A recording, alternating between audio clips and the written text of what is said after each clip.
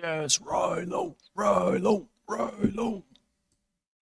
8.2 for Riloe's videos. I know exactly the audio settings for Riloe's voice to be crisp in our ears, man. This is how much I love this man's content.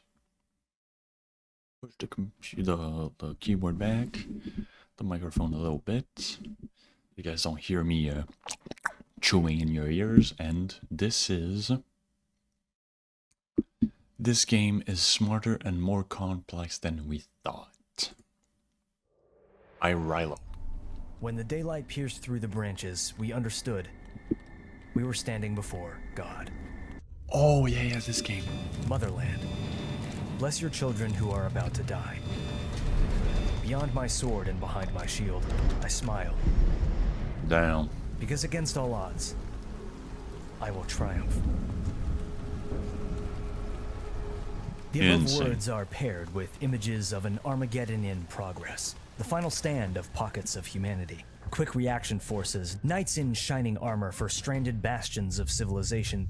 The poetics and supernatural cosmic imagery here, taken from the game's reveal trailer, not only hint at a deeper meaning and subtext to its mysterious universe, but also serve a more straightforward purpose. Describing the core... couldn't play this game because it's a PvP, and I goddamn suck at PvP from time to time. And also, it's scary as shit. Aesthetics of a criminally underrated subgenre. Humanity's most fundamental constant is struggle against our Earth, against forces which outweigh us 1,000,000 to 1, and of course, inevitably, against each other. When faced with an apocalypse at the hands of godlike entities, sometimes the best response is still to pick up an M4. Here you are on the edge of the creator, an anthem of heroes and... Hell yeah, brother. Pick up your M4 and fight the system. Tears. This is Beautiful Light. Beautiful Light, exactly. There's two games right now that are kind of when I choose to talk about a game for a video, it's usually one that I either think deserves more attention or is still relatively unknown. This time was a bit different. Beautiful Light has been in development for several years now, basically by one person, Iris. At one point, a professional Rainbow Six Siege player, he began working on Beautiful Light sometime in 2019 as part of his master's thesis, and now heads the 8 to 20 person development team at D. That's why the holographic sites is that much Rainbow Worlds, Six. the indie cohort now fully developing the game for the last year or so. What instantaneously struck me about Deep Worlds was their honesty. This was a team comprised largely of people without industry experience. They were not only open about this, but encouraged me to say anything, positive or negative, about their project with zero intervention on their part. This level of transparency that Deep Worlds are comfortable with is unprecedented. Iris streams active development of the game on Twitch, shares content updates, work in progress shots and videos in social media and Discord. It's both an admirable and risky move. When it was first shown publicly in spring of 2023, I instantly connected with its world, its vision. I also recognized that diving into the game too early in its development I might try it if it's good. Would spoil the surprise for when it truly resembled itself in the way that the devs wanted. So I waited and waited. And waiting seems to have been the right call. Hell yeah. August 2020. I have not. Since I heard about it, I saw one gameplay like a while back. But I didn't really inform myself on how it was going because mainly Gray Zone Warfare is my thing right now. And I still don't have the PC to run it. But I saw some parts that are way cheaper than I expected them to be. So maybe PC upgrade coming soon, perhaps, perchance, mayhaps. As the game continued development over 2023, I had gathered from other people's impressions that it was basically a modern Hunt Showdown, a PvP extraction shooter with a singular bounty objective and AI-controlled monsters, but with automatic weapons instead of Hunt's turn-of-the-century arsenal. Now, having sat down with the devs and gotten a full rundown of the game's plans, it's fascinating how wrong I actually was. User Riloe, Beautiful Light, Section 2. Behind the high ramparts. When I first saw footage of the game, I was immediately reminded of the SCP Foundation-inspired short films of Evan Royalty, Dollhouse, and Overlord. These still stand, in my opinion, as perfect depictions of the aforementioned and criminally underrated subgenre, tactical operators versus indescribable eldritch horrors. They were also, according to Iris, the literal inspiration for Beautiful Light in the first place. That's In insane. SCP's fan-driven lore, the Foundation secures and contains anomalous entities of various danger levels. Hold on, I'm gonna finish this bite, and I'm gonna come back on this tangent right here that this got me in. To protect the normal people of society. It's a thematic thread that often arises in mid-apocalyptic fiction, a cordoned location within which events with global ramifications may be taking place, but which is shrouded from the rest of the world. So SCP, right? I see SCP everywhere and nowhere at the same time. Like, it's so niche that it pops up sometimes, a few videos in a row, and it's everywhere for about a week, and then I don't hear about it again. Why is that? And there's so many SCPs, like, does SCP also refer as, like, the creatures? Because, like, it seems like there's an endless amount of SCPs, and who creates SCPs? Like, is it a community thing? Is it like, I just don't, I'm not well versed enough to understand what SCP is. Like, I know it started from a mod in some game, right? I saw XQC when I was a viewer back then playing an SCP game where you escape, like, some of them escape containment. But apart from that, like, I don't know much about SCP. So if someone in the comments wants to explain the lore, I'll read it all. A fenced-off region where only the desperate, brave, or amoral find themselves. The Zone in Roadside Picnic or in Stalker, Raccoon City in Resident Evil, the infested regions of Bayou in Hunt Showdown, anomalous locations in the SCP universe. In all these examples, the world What the outside the certain hell? zone is relatively normal. In Beautiful Light, Relatively. the opposite is the case. In Beautiful Oh, Light's universe, gotcha. a catastrophic cosmic event took place simultaneously. Kind of like World War Z, right? Where everyone is like, what country was that? Was that Afghanistan? I haven't watched World War Z. Well, I did, but it was with a girl and we were kind of distracted. Okay, anyways. But like the Middle Eastern town where it's all fenced off, it reminds me of that so far. Sometime in the 1960s in several places on Earth, eventually stranding all of these little pockets of humanity. The majority of the Earth is now covered with anomalies, demonic creatures which chillingly may be the remnants of prior human life, echoes, strange instances of warped reality sprinkled across the landscape, What the and hell? artifacts, mysterious objects holding massive energy which were at some point the subject of study of the mysterious organization Arena. Over the decades since the world's collapse, events took place which shaped humanity's reality in the modern day, events that we as players are going to relive. Oh, Inspired, 2034. strangely enough, by the 2001 film Final Fantasy: The Spirits Within, directed by Sakaguchi Hironobu, the global population now live within shit. walled cities scattered across the globe, pockets Okay, of yeah, humanity exactly. stranded from each other, surrounded by an Earth that exists in some halfway point between realities. I keep using that word purposefully, by the way. Death Stranding's influence on Beautiful Light is clearly felt. A strange, beautiful, and desolate Earth permanently I find like with Kojima and all his stories, right? Death Stranding is Kojima, right? Hold on. Let me Kojima. Death Stranding. Okay, yeah. From an outside perspective, and if you don't follow the games, his games are uncomprehensible. Like you have this tactical military guy, and then there's like I played Phantom Pain, right? The intro, and I was so lost because it's advertised as something so like tactical and everything, and then you jump in it and you're like, what the hell? There's people flying, someone setting fire to everything with just his bare hands. You're like, what the hell is going on?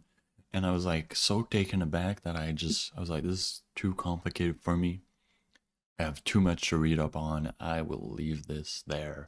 And then there's missions where they don't show up ever, like it's just a tactical game, and then they come back. I'm like, what is going on right now? Like, Kojima is probably a great mind. I just don't like tactical being mixed with fantasy most of the time. If it's done right, I will eat that shit up. altered beyond human understanding, but just familiar enough to venture out into for a time. Political necessity of survival has led each walled city to react slightly differently. Factions arise, each with their own goals, intentions, and unique aesthetics. The cities and their respective governments interact with the world and the artifacts as resources, similarly to the great houses and guilds of the Dune universe interacting with spice. The devs explained to me that the infill and exfil helicopters are handled by a single apolitical faction, similarly to how the Spacing Guild completely controls interstellar travel in the Dune universe. Okay, so the transport is like Sweden, basically. Sweden is in charge of the transport. It's neutral, doesn't care, just gets you to point A to point B without questions. Gotcha. Those who operate outside the city's walls are QRF, Quick Reaction Forces. Similar to the Scout Regiment in Attack on Titan, these contractors are held in high esteem by their society as they... Did y'all finish Attack on Titan? I got to the middle of season 2 and I was like...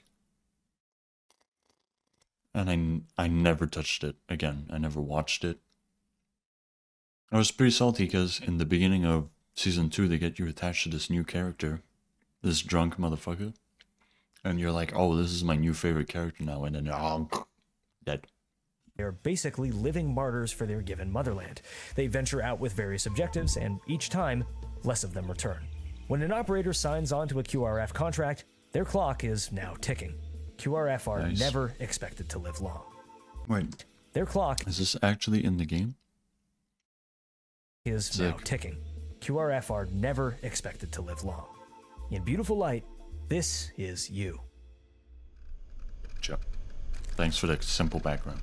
When an artifact... User C. C. User Riloe. Beautiful light. 6 and 3. Bless our children. We're about to die. Artifact discharges, sensor arrays detect the energy spikes, and QRF teams are dispatched to locate and retrieve. Clearly inspired by the mobile task forces of the SCP Foundation's lore, QRF are a designation, not a faction. Each city sends out their own QRF teams, each with the same goals, meaning that when they meet, they may clash. Each QRF operator is a unique individual, with his or her own unique history. An RPG-like character sheet means that your character's origins and... No way. I'm joking, this is sick. Wait a minute. His or her... Wait, better odds on dictionary versus good relationship, bad odds on... Your own unique history. An RPG-like character sheet means that your character's origins and reasons for being here influence their strengths in-game. Alongside a robust customization system, it means your QRF operator will truly be their own person. Each city... No way, that's sick. Hold on, I didn't know it wasn't that deep. City's representative faction have approached the global system slightly differently, meaning unique factions with their own proprietary gear and aesthetics, which will eventually come with unique gameplay opportunities. It's a level of depth and control over the player character that I didn't expect, and there are elements that are even deeper and more surprising. But no matter who you are, no matter the point in history or the geographical location, as QRF, you're headed out into the unknown with one single purpose. Which is? Forces in squads of fleet will infill at a random point of interest in Ground Zero, an abandoned military and scientific installation somewhere in Poland. Operators will need to search a designated area for a laptop. They'll then need to enter the correct code on the laptop to find an administrator's username and password in order to print a key. That's not going to be my part of the job. Card for one of several bunker entrances. Once inside the facility, they'll need to access a terminal in the artifact room, find the correct information allowing them to power cycle the containment mechanism, and retrieve the single artifact. Wait, it's a cookie for now. It's true, I saw that. Once they hold it, they will need to call for extraction, board the helicopter when it arrives, and escape unharmed. That's the gist of Ground Zero, and every map in the game will have a completely different core loop, and take place at different points in the alternate timeline of the Beautiful Light universe. Teams are expected to clash with human resistance 3 possible times during a match: at the first compound containing the search for the laptop, at the artifact bunker, and at the final POI of helicopter extraction. Gotcha. The location of the initial you know what to expect in a way. PCs is dynamic, and the extraction point cannot be chosen by the player. It's predetermined at one of many POIs, and the location will only be visible to the team holding the artifact. Echoes will appear randomly across the map, changing a QRF team's possible path through Ground Zero. Weather and time of day may affect the best possible routes as well. Radiation, a planned mechanic, will of course affect your traversal, and artifact discharges may send all humans running for any covered structure. What is... Oh, hell no. Oh, hell no. What the hell? Of course, throughout all of this, anomalies will be roaming and searching for human prey, both swarms of reavers, blind but sound-sensitive anomalies. Oh, hell no. This is scary as shit, who act more dog. as sound traps than anything, and far more dangerous beasts like the player-controlled Juggernaut. When I asked the devs about their core driving vision for Beautiful Light, their answer was immersion and tone. At face value, the effort towards Gotcha. that vision is obvious. The game's visual and audio design and Oh, the immersion already has me. Like, I watch gameplay of this game and I'm already scared shitless. Like, this, they nailed the immersion. every way brings the player into its cold, uncanny, and ruthless alternate universe. And while it does this with clear direction and striking tonal specificity, the gameplay I've described up till now is a conglomerate of largely familiar mechanics. It's in the next element that I personally think Beautiful Light has groundbreaking potential to push the boundaries of the genre. In a way, I'm honestly Beautiful. not sure people are ready for. Is it? Property of U.S. government. Riloe research integration. Is on off is experimental. Welcome Riloe shell. Okay, whatever. It's just a bunch of... Coding or hacking, an activity players can engage with at any of the arena terminals scattered around the map, is an element of Beautiful Light that goes beyond the aesthetic. It's an adjacent gameplay element to movement and shooting in a way no PvP shooter has ever remotely attempted.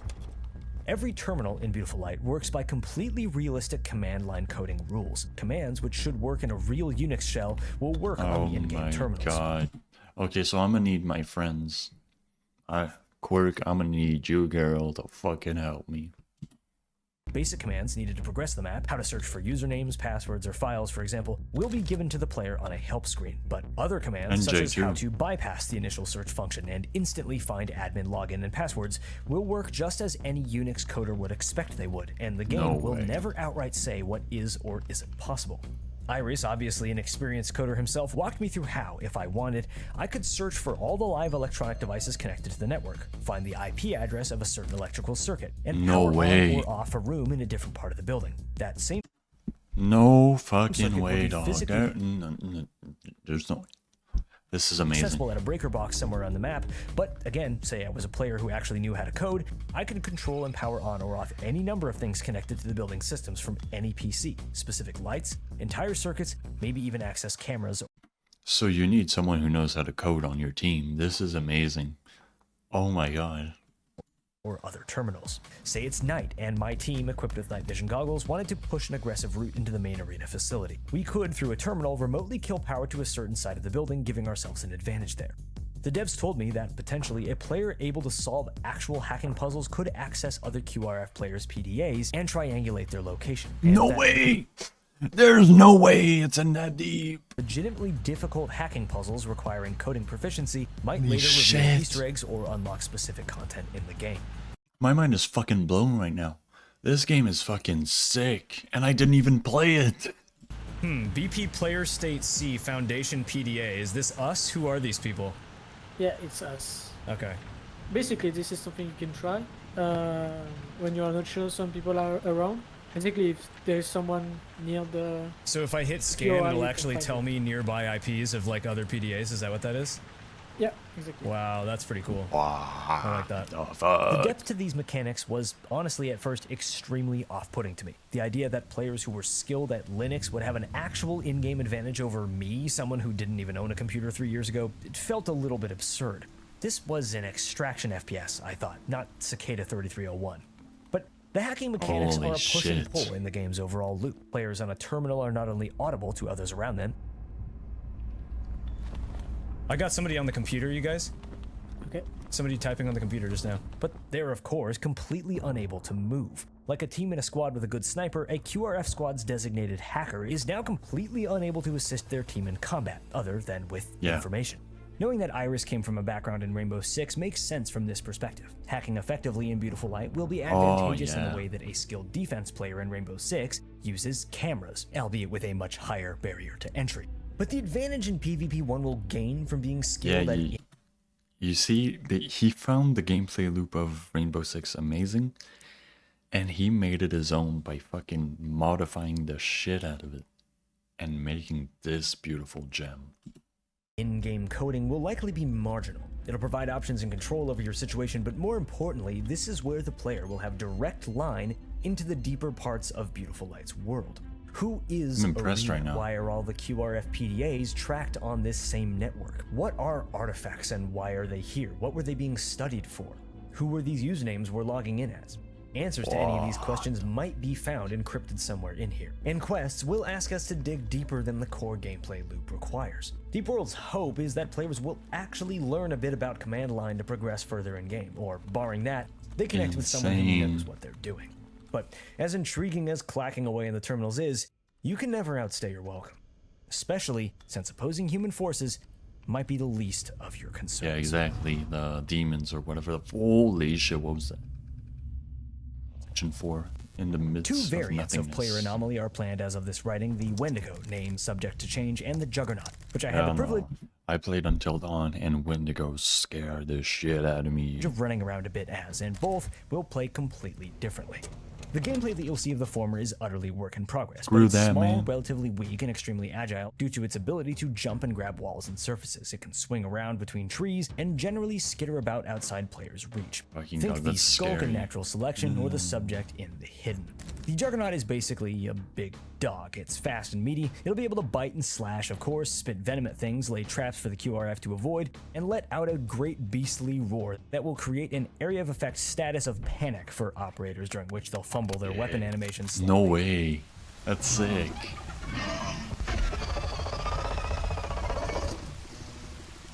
Hearing just the sound design, man. It freaks me out. A bit of confusion about the relationship between anomaly and operator players. As I hope the rest of this video has made clear, well, yes, it's an asymmetrical PvP game. This game isn't like Evolve or Dead by Daylight, where humans are staked against the monsters. The QRF operators are primarily hunting each other and the artifact, of course, and the goal of an anomaly player is basically to just be a psychopath. Kill anything and everything you see without any real win condition.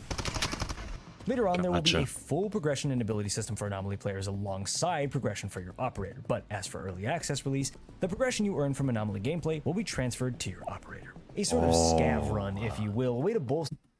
So, it says you don't have any incentive, but that is false. If you want to level up, you can use the anomalies to do that. If you're having a bad day with aiming and everything, you just go it. So there is an incentive. Your character on the side. The real reward comes from when you complete the loop the game is centered around. Gotcha. Section 5, caught in the Rubicon's flow. When looking at the design of an extraction shooter like this, a few whys come into question. Why do this or that? Why is this here? Why was this designed this way? And answers to some of these are obvious, but others are less so. And answering all of them is important to understand why a game will or won't work, and what kind of game it actually is. For loot-based extraction shooters, Tarkov, Marauders, Arena Breakout, Delta Force, and others, every individual piece of loot has varying value which players are. Believe it or not, I have not played Delta Force's extraction shooter. Are incentivized to extract with for obvious reasons. Being first to a high-value location provides advantage through map control, but disadvantage through risk. Carry the loot to extraction, and you set yourself up for ambush along the way. For an objective-based extraction shooter like Beautiful Light or the Model Hunt Showdown, there is one single coveted objective all players need to extract with that they're going to need to fight over. In a game like this, being first carries far greater risk, so it must come with some sort of reward.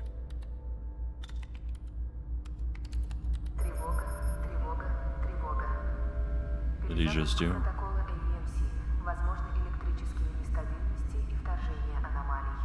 Hunt's solution to the camping problem was enhanced dark sight. The mechanic hunters they use to find the bounty gives them 5 total seconds of wall hacks once they're holding it. Beautiful Light takes a similar but a little bit of a more nuanced approach. This is all subject to change, of course, but the plan is for artifact holders to be able to radar scan other players on their map like in Hunt, but they also might be able to be invisible to anomalies, meaning that map traversal will be far easier for them than it will be for anybody else.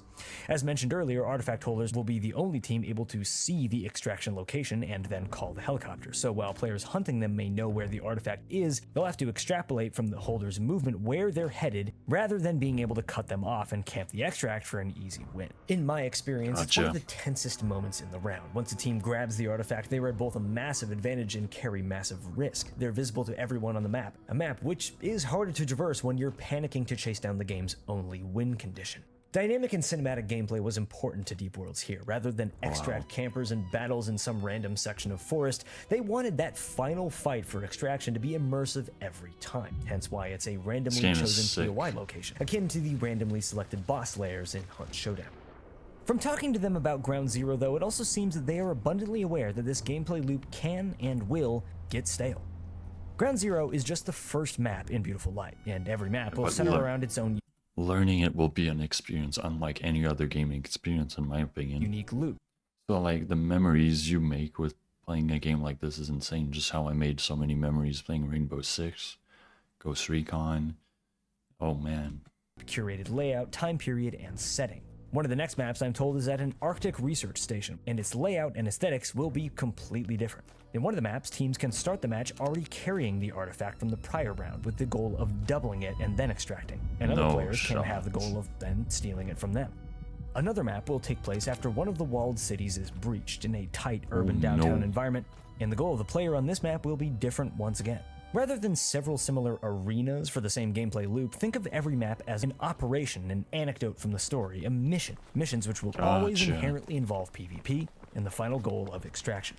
The scope and vision is honestly immensely complex, and to be honest, I have to ask myself, is any of this really possible? Looking at the gaming industry, much of what we're seeing now is recycled mechanics, IPs, and ideas. The room for creativity and boundary pushing has become cramped amidst a system fundamentally incapable of risking anything less than massive financial growth at all costs. And yet, it isn't working. Massively funded trend-chasing games are falling flatter than ever before, and the golden age of modern gaming, the boundary pushing of the 2000s to 2010s, is being yearned for by many. People like me, people like Iris and Mooney and Mata from Deep Worlds who I spoke to, people who connect with the game for its intrigue, for its soul and creativity, not for its player count or how many people watch it on Twitch or YouTube. It's why Beautiful Light has, in a way, been developed in so such true, a dude. It feels like everything is like, this is gonna be trendy, we gotta make it. Way that the devs know is haphazard, strange, that's focused more on trying things than on perfecting what's already been done to death.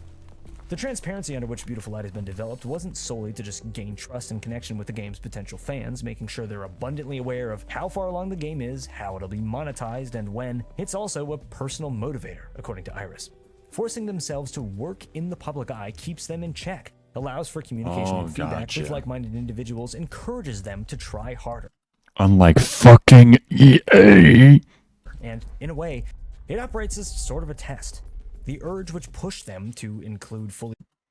I'm talking about you, Battlefield 2042. You failed me, I bought it day one.